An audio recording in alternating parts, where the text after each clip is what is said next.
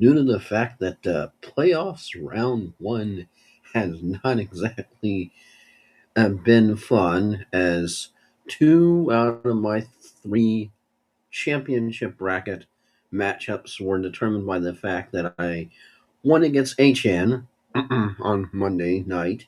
Yay.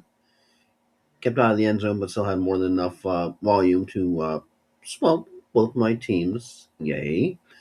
And the other one was didn't advance because Jalen Warren didn't exactly have what one would call a fantastic night. So yeah, the only team that won, as all my teams are now consolation, the only team that won was a consolation team. So yeah, Joel Verl behind the microphone, such as it is this on this Tuesday.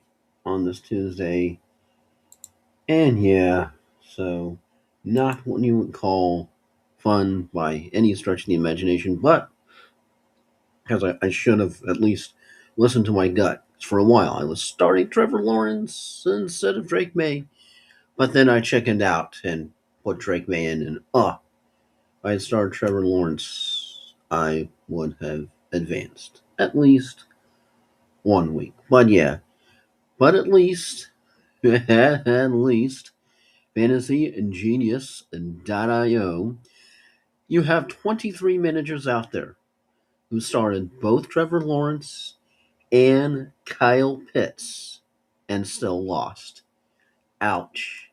Just a reminder, fantasy is brutal. Jets are releasing Alan Lazard at his request. So, hey, Alan Lazard, you won football in 2025. If you don't have to have uh, answer stupid questions about why your team sucks, you won football. You won. That's seen his first career NFL start against Bradley Chubb, Steelers' 27-year-old practice squad player. Dylan Cook allowed zero pressures all game, posting a 86.3 PFF grade. And I know you have some people that they buy into PFF grades. You have other people think PFF grades are absolute trash and nonsense. So, make of that what you will. Miami Dolphins coach Mike McDonald from Tom Pelissaro on the possibility of a QB change after Tua Tagovailoa's struggles. Quote, everything is on the table, unquote. According to McDaniel, the QB play, last night wasn't good enough. More clarity Wednesday. And my take on this is they're just figuring this out now. You're just figuring this out now. You've seen this all freaking season. And yeah, now you're eliminated. Dunzo. Doesn't matter anymore. Oh, well, now let's change the quarterback. Good God. But let's see. DJ Moore is on the team. Oh, this is sounds like an opinion post. DJ Moore's on the team with a winning record in a season for the first time in his career. So go DJ. Let's see. This one seems like actual news. Sean McVay, Sean McVay and his wife Veronica. Oh, some good news. We need good news, especially after this past couple of stretch of whoo boy these past couple of days. We need some good news. Sean McVay and his wife Veronica welcomed their second son into the world after Sunday's game. Christian McVay is the new addition to the family.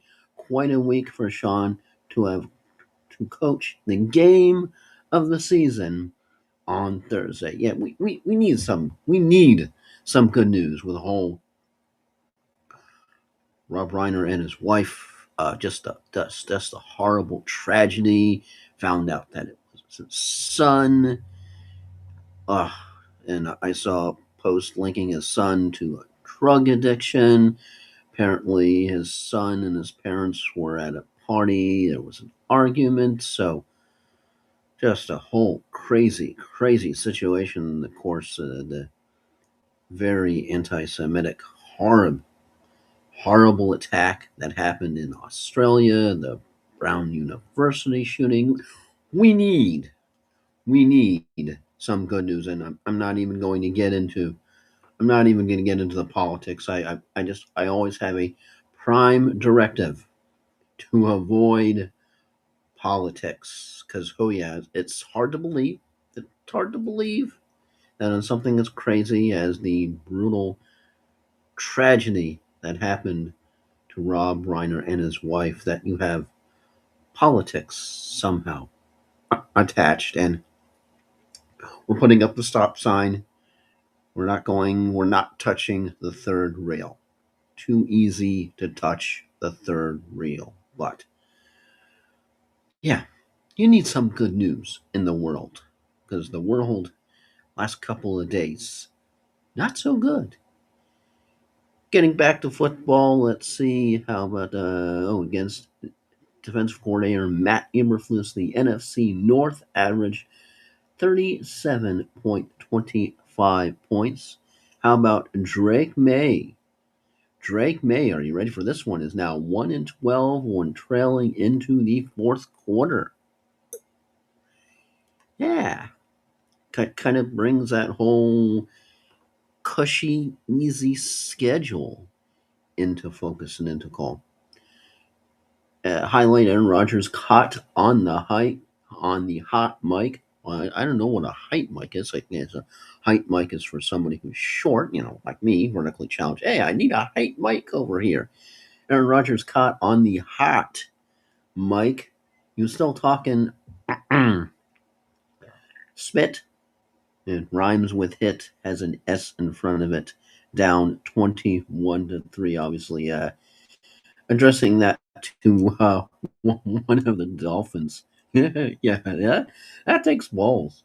You're down that much. You're down 21-3. You're down several scores. The probability of you winning the game, not much, and you're still talking crap. Well, that takes balls and gumption. Let's see. Mike McDaniels considers a QB change to a Tagovailoa. Bloody. Noted final decision is expected tomorrow. Mike McDaniels, quote, quarterback play was not good enough. So for me, everything is on the table. Yeah, we've already done that. Already been there.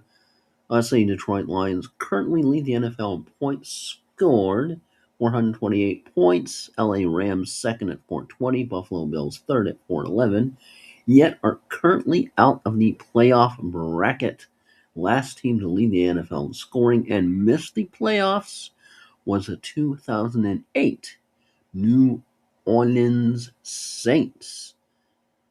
Let's see. This is brutal. 0 for 9. That Sam Darnold stats throwing into tight windows over the past 3 weeks. If we included games against the Titans in Week 12, Rams in Week 11, he's 2 of 20 for 69 yards. Nice. 1 TD and 2 picks. Before that game against the Rams, Darnold was the best tight window thrower in football. I'm starting Bo Nix this week over Sam Darnold in my consolation league. All of my leagues are consolation now. I'm starting Bo Nix over Darnold. Yeah. Let's see. Sources: former Packers second round pick. This from Adam Schefter. Marshawn Lloyd, whom the team was hoping to have returned this season, suffered another hamstring injury in recent days. His return is now at best delayed, if not derailed. Ouch. Yeah, Packers could probably use a little bit of reinforcements on the defense after recent events. Micah Parsons' ACL tear gone for this season. So, yeah, Micah Parsons is gone. Playoff hopes, what's going on as far as that's concerned, and the team has to face a new reality. And you have all that draft capital with those draft picks now gone to the Cowboys. Believe it or not, I think Jerry Jones might have ended up winning that trade. seriously, they have the picks because the same injury that happened to Parsons this week could have happened with him still on the Cowboys. So, you looking at everything, I think the Cowboys right now won the trade. And somebody ended up asking if the Rams Seahawks the biggest Thursday night football game in recent memory. Again, well, considering the Chiefs, Bills, and Texans was pretty good. But yeah, I would say it's up there because you actually have two solid teams that both of them could be legit contenders for going all the way. So that would be a yes. Oof. How about the highest and lowest ticket prices for Week 16? Packers, Bears, and Steelers and Lions over $300. Falcons and Cardinals and Jets and Saints. Bargain basement. 15. Yikes. Let's see. Okay, it's DVOA, yada analytics stuff. Bloody blah.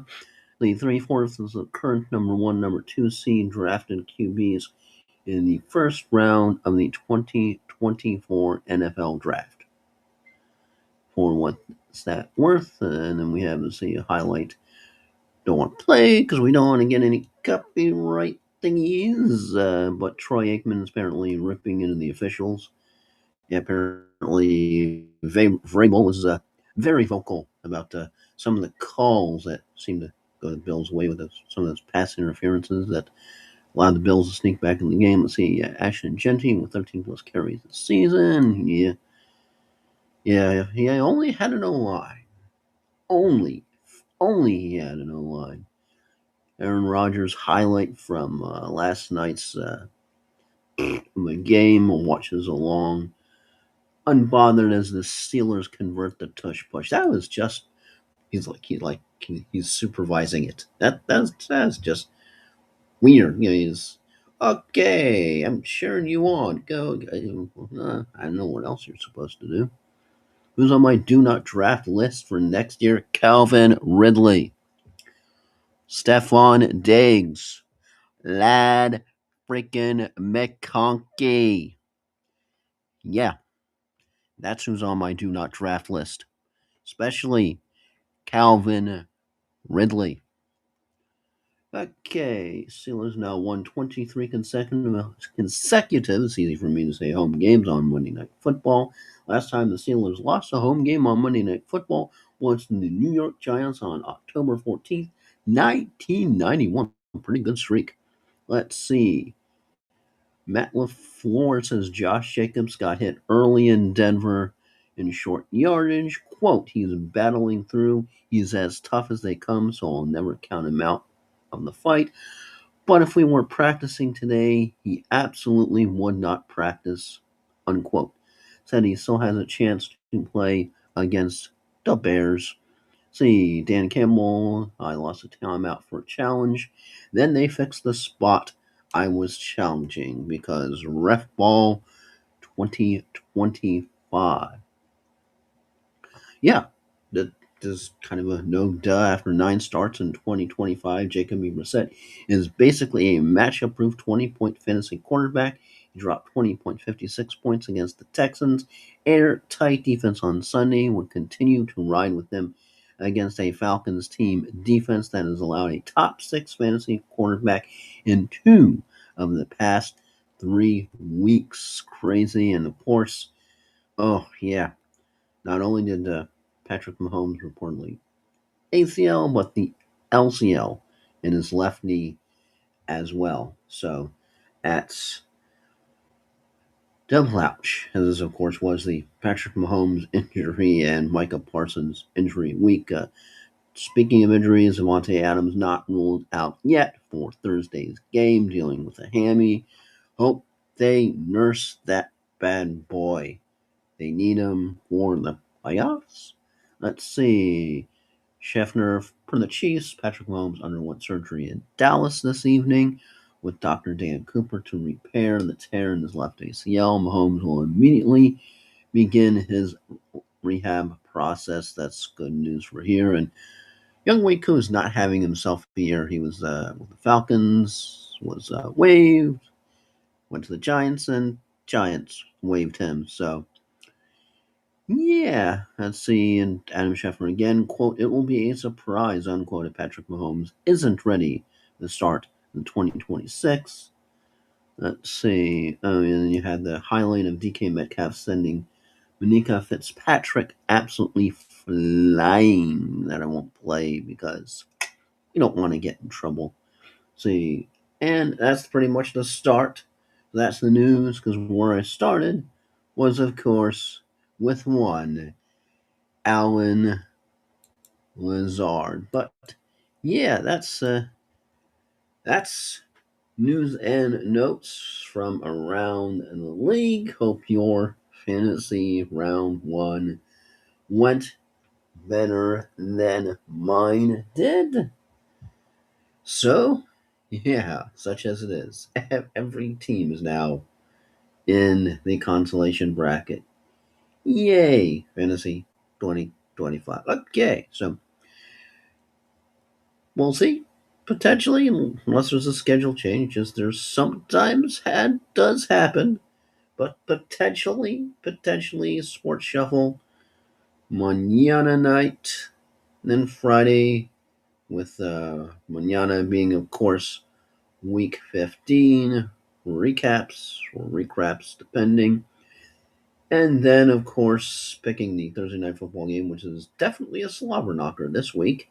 And then, of course, Friday will be week 16 picks, nose pickings, as we get set. Man, where has the season gone? Fantasy football's winding down, getting ready for playoffs, college football playoffs on the horizon. How about the Patrick Mahomes injury?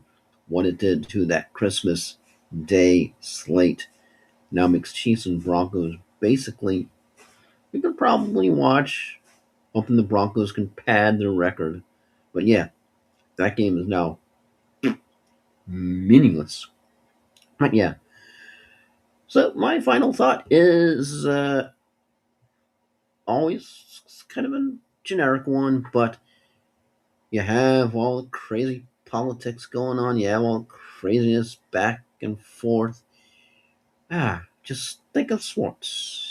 Even when you have the stinking Panthers come into town, think of sports as an oasis, somewhere you can go to get away from all the craziness, all of the hoopla, all of the rhetoric. It's important to pay attention, of course, to what's going on. You don't want to be completely in the bubble. But yeah, sports. Sports is an oasis. It's somewhere to get away from everything, especially when the world is like this right now. Oh boy, yeah, do you need an oasis? So that's my final thought. And I'm Joel Verlin, and have yourself a fantastic rest of your Tuesday.